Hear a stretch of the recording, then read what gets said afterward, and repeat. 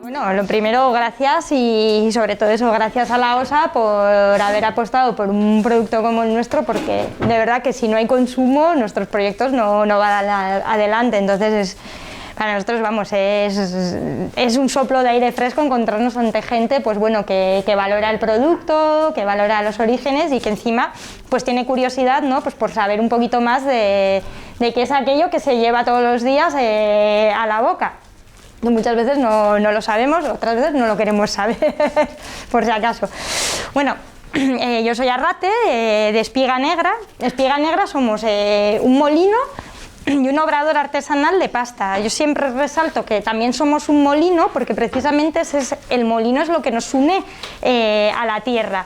Es lo que nos permite trabajar con cereal local y luego os voy a explicar un poquito por qué es tan complicado trabajar con cereales locales y por qué tuvimos que desarrollar mi hermano y yo un poco la bomberada de decir que queríamos tener nuestro propio molino semolero, que también os he traído sémola para que veáis lo que es una sémola y lo que es una harina, la diferencia, porque es verdad que muchas veces desconocemos mucho del cereal, o sea, estamos rodeados de cereal, pero realmente nunca nos hemos parado a pensar que es un cultivo que puede llegar a ser muy biodiverso, que encierra muchos matices, que hay un montón de especies, que hay subespecies, que dentro de esas subespecies hay cientos de variedades, o sea que es una gozada, porque para alguien que trabaja las masas, que luego hace alimentos, o sea, el disponer del trigo es una maravilla. Bueno, de hecho por eso se ha extendido como se extendió y luego, bueno, la cultura mediterránea está totalmente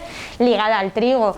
Somos espiga negra porque nuestras espigas son negras, que esto sí que aquí no lo veréis mucho, y son unas espigas que se van tornando negras cuando va madurando el cereal con sus tonos dorados, también más blanquitas, lo que decía es la diversidad, y eso es un poquito, pues bueno, lo que nos lleva a trabajar de manera artesanal, ¿no? Y tener esta pasión por el cereal.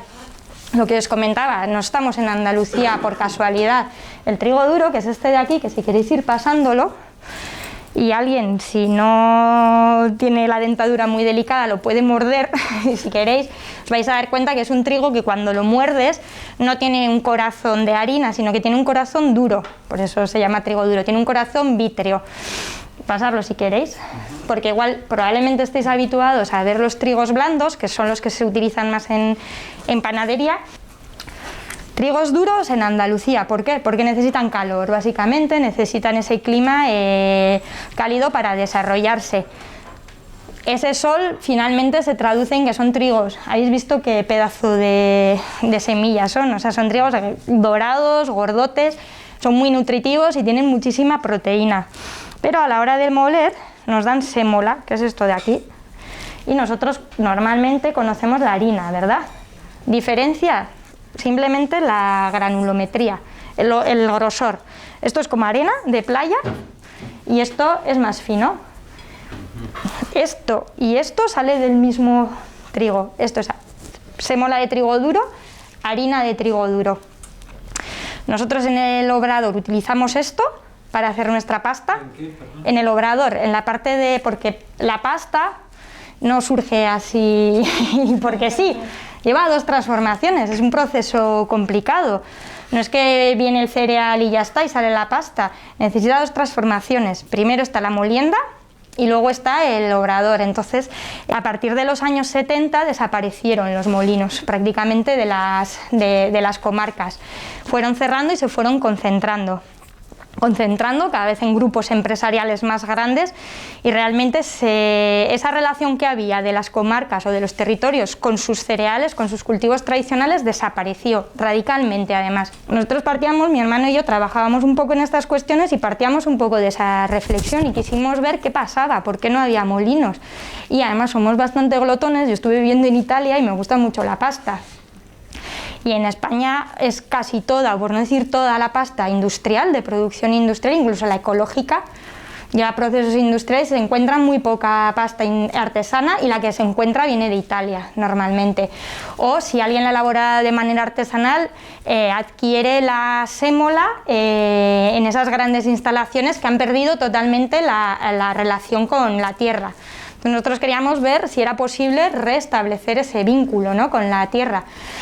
Ahora nos viene un poquito muy bien el símil de las macrogranjas, ¿no?, porque es un tema como que está de moda. Todo el mundo entiende pues, que cuando se concentra algo en algo macro, elimina, digamos, todo el tejido territorial y evita un desarrollo territorial justo en toda la zona. Pues nosotros cuando hablamos de elaboraciones artesanas, en nuestro caso, decimos que somos un poco como la ganadería extensiva, pero del cereal, ¿no? Intentamos recuperar esos recursos para hacer un alimento bueno, saludable, con el que disfrutemos, que al final también no se nos puede olvidar que la alimentación también es disfrute, ¿no? Y más en un alimento tan básico que nos lo llevamos un par de veces a la semana por lo menos, o una vez a la semana, o sea que es algo que lo consumimos regularmente, al igual que el pan.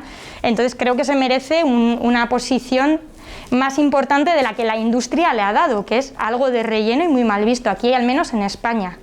Solo hay 8 semoleras, han desaparecido, que son enormes instalaciones. De esta manera, alguien que produce en escalas más pequeñas o con variedades tradicionales, pues directamente desaparece. Entonces, en esa reflexión dijimos, bueno, pues vamos a ver qué hay que hacer para poner un molino. Además queríamos que fuera un molino semolero, porque claro, si quieres hacer una pasta de calidad superior, que se considere calidad superior, es verdad que tienes que utilizar sémolas, porque las harinas, pues bueno, no dan las texturas adecuadas. Entonces, como nosotras decíamos, joder, queremos hacer algo que esté vinculado a la tierra, pero queremos luego comérnoslo, ¿no?, que nos guste, que disfrutemos. Entonces mi hermano tenía que hacer el proyecto de fin de carrera, él es ingeniero industrial, empezó a hacer el desarrollo, bueno, estuvimos con un montón de molineros retirados, bueno, la verdad es que fue muy chulo, fue mucho trabajo, y al final decidimos pues ponerlo en marcha, y desde el 2015 pues estamos en ello, aprendiendo todos los días. Entonces, bueno, estamos formándonos, mejorando. Todo el tema del aprendizaje de la elaboración de pasta, pues obviamente nos fuimos a Italia, estuvimos aprendiendo en Sicilia, pero bueno, básicamente la idea surgió de ahí, ¿no?, de decir, vamos a elaborar un producto bueno, de calidad, pero que esté realmente vinculado al territorio. Entonces, esta sería la parte, digamos, de molino, ¿no? Luego está la parte de obrador, que ahí es donde entra pues, la sabiduría de Italia.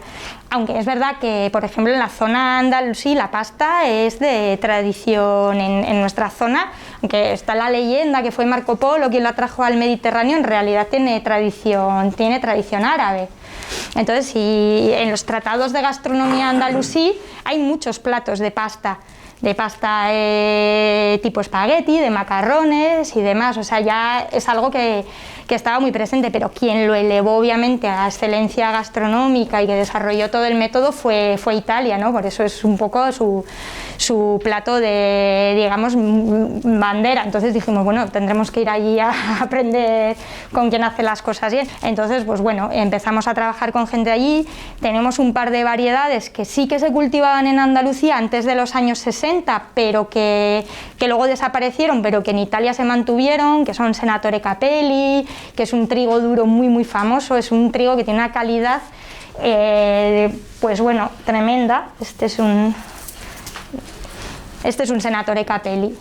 Bueno, es un trigo de finales del siglo XIX, principios del XX, por lo que se considera ya una variedad tradicional que está súper bien adaptada al terreno.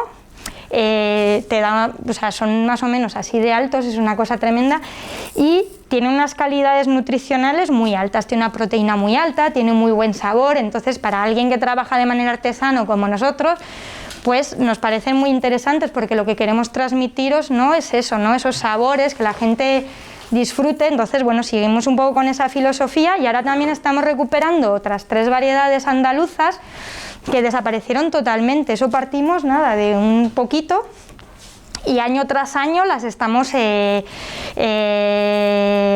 multiplicando. Y además, aparte, a nosotros nos gusta la parte, digamos, gastronómica de estas variedades, pero en la parte, digamos, de ecología, junto con la Universidad de Pablo de Olavide de Sevilla, han hecho un estudio de cómo se comportan estas variedades en la agricultura ecológica, porque tener en cuenta que estas variedades han evolucionado con unos usos, digamos, y con unos aportes muy, muy básicos, ¿no? Han evolucionado antes de los fertilizantes, han evolucionado antes de los pesticidas, de los herbicidas, y producían bien, pero han desaparecido. ¿Por qué? Pues bueno, porque llegó un momento que a la industria no les interesaba. Bueno, las pastas, las que veis industriales, da igual que tengan sello ecológico, ¿no? O sea, el sello ecológico no interfiere en el proceso de elaboración. Y en el caso de la pasta, igual que en el pan, el proceso es casi la parte más importante que te va a determinar la calidad del producto. Te va a determinar incluso más la calidad del producto que la propia materia prima, aunque obviamente un proceso artesano no puede esconder, entonces te obliga el propio proceso a tener que buscar materias primas de buena calidad. Hacer pasta es casi como hacer plastilina, no sé, si tenéis el Play-Doh de los niños y demás, que lo aplastas por un lado y sale la forma, ¿no? Pues nosotros hacemos la pasta con moldes. Tienes un molde para el espagueti, un molde para el fusilli, que son espirales, u otro molde para el... Bueno, puedes tener, o sea, ahí sí que es una fantasía, porque hay hasta moldes que te dan pasta con forma de bicicleta. Tradicionalmente la pasta se secaba, pues bueno, no había sistemas de, digamos, como los actuales, entonces aprovechaba un poquito pues los conocimientos que había. Inicialmente se secaban al aire, luego llegó otro tipo de sistemas que se llamaban pues armarios estáticos, que ahí tampoco voy a entrar, que nos facilitó la vida a todo el mundo, a los artesanos incluidos, que ya son como unos armarios, que les llamamos armario secador, donde tú vas poniendo en bandejas, pues según va saliendo la pasta, la vas colocando y tú controlas allí la humedad y el secado. Tú vas poniendo tus ciclos y entonces imitas de alguna manera esas corrientes de aire y esas humedades y esas temperaturas que tú estimas que son interesantes para que tu pasta se seque bien. Nunca pasamos los 40 grados. Las pastas industriales están terminadas en 4 horas porque pueden superar los 100 grados, o sea, es un proceso muy rápido.